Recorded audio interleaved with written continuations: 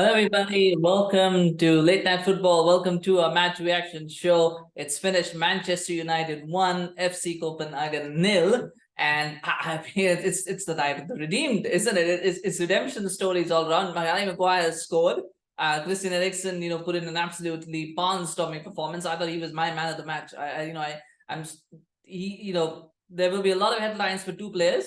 And in that the what will be lost is just how much impact Christian Eriksen had in that game. But he was fantastic in that second half. And then Andre Onana stepped up right at the end with that penalty save. It's a night of high drama in some ways. And it's interesting because that first half was so boring and so lethargic. I mean, watching that first half is like an exercise in trying to stay awake because it was just pure a pure snooze fest. That's what you can say. And I think, and the best way to put it is I think that the fact that the referee himself was bored by it. He blew 44 minutes and 40 seconds, 20 seconds before he was supposed to blow for it. I've never seen that happen before, where a referee blows for time before even, the 45 minutes is up. I've seen them blow before, the full quarter of extra time is up.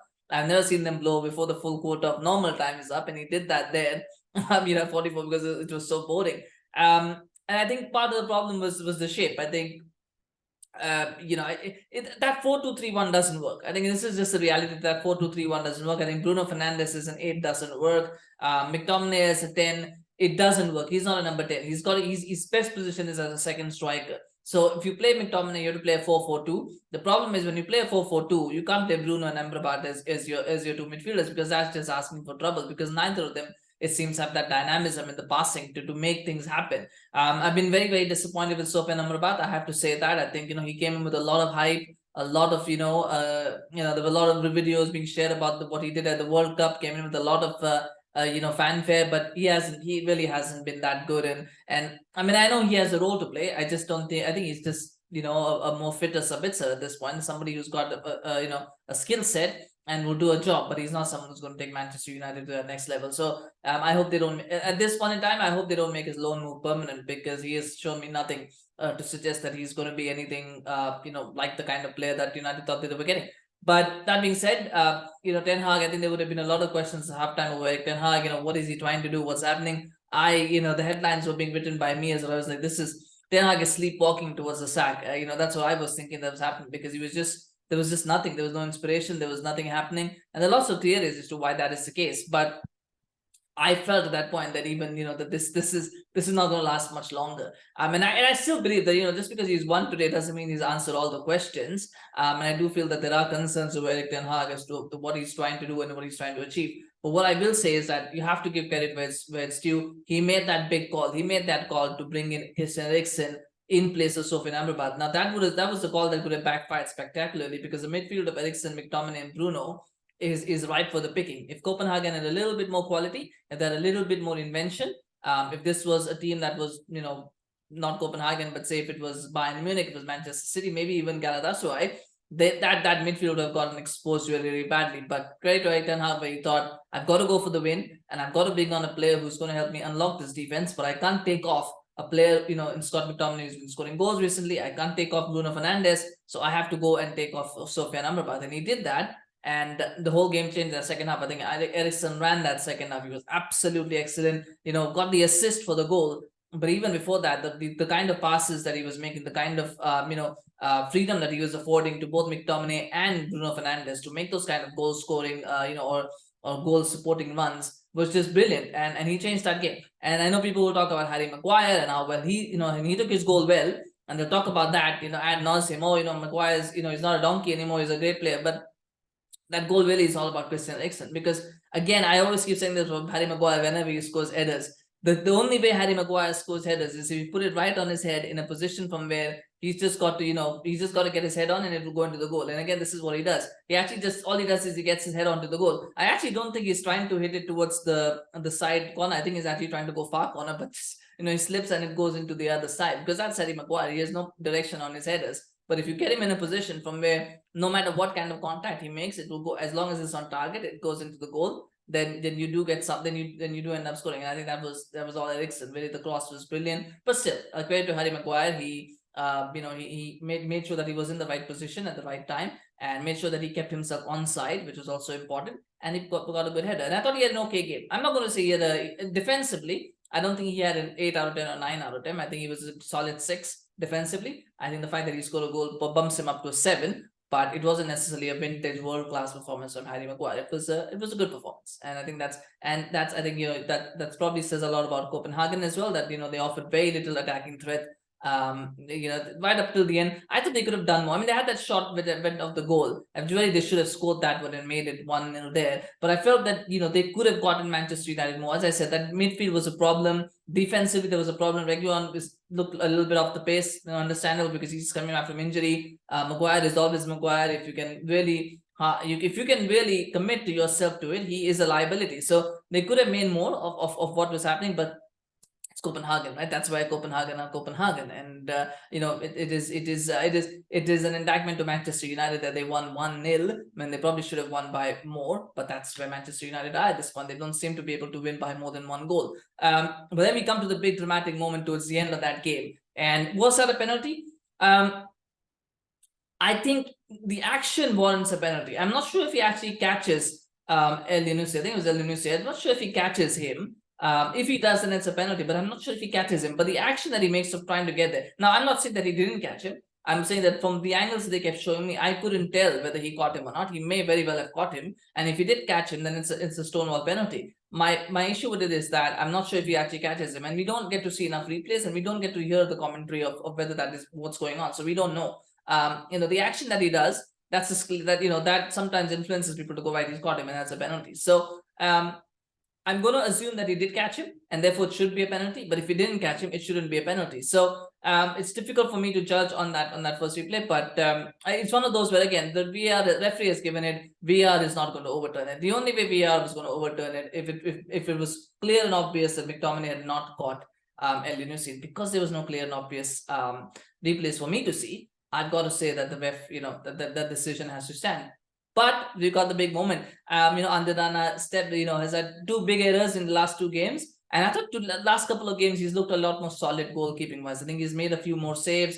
Not great saves, but he's made good saves. He's starting to get a little more in tune with the defense. His distribution, of course, has not been that great, but I think he's starting to focus more on the goalkeeping aspect of it rather than the super keeper or playmaking goalkeeper aspect of it. So that was good. But that penalty, he was a good save. I think it's a poor penalty. And my question to Copenhagen is why is a youngster in Jordan Larson taking that penalty? Why is he the one who's been tasked with taking this penalty? Surely somebody else in that team has got to step up. Surely there's somebody else in that team who's more experienced, who can step up and take that penalty. Now, I don't know, but they did take off quite a few players. They took off Claesson, they took off Goncalves. So maybe they didn't have anybody else. But surely, somebody more experienced, in midfield, somebody's got to take it, because put that kind of pressure on a young kid like that it's just too much. At Old Trafford, you can understand if they were at home and they were maybe if they were at home, if it was not necessarily the last minute of the game, then you understand that, giving the kid that responsibility. But last kick of the game, they're 1-0 down, they're away from home, there's all sorts of booze.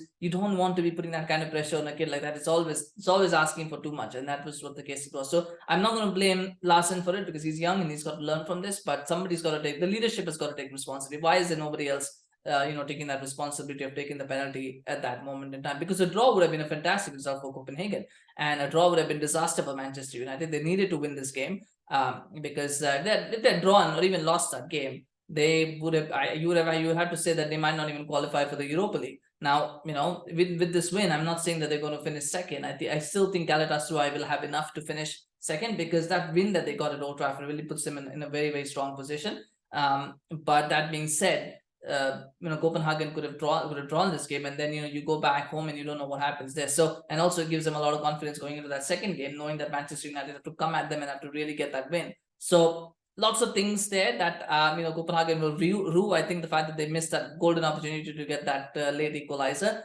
But the redeemer, Onana, the redemption story of Onana, of Harry Maguire, I think that is something that will be talked about for some time to come.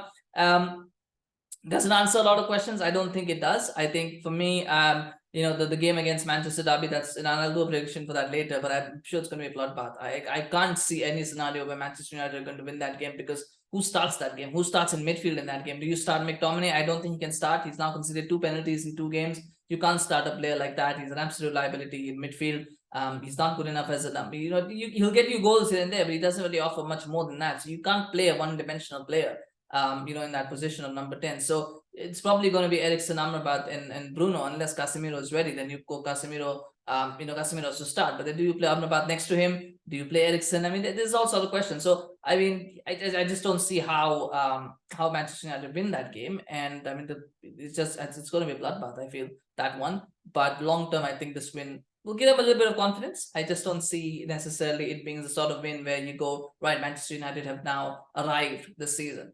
That hasn't been the case, because I thought it was, in large parts, it was a very, very poor performance. And the players that are doing well are players that really shouldn't be at this club. Christian Eriksen shouldn't be at this club. Harry Maguire shouldn't be at this club. Scott McTominay shouldn't be at this club.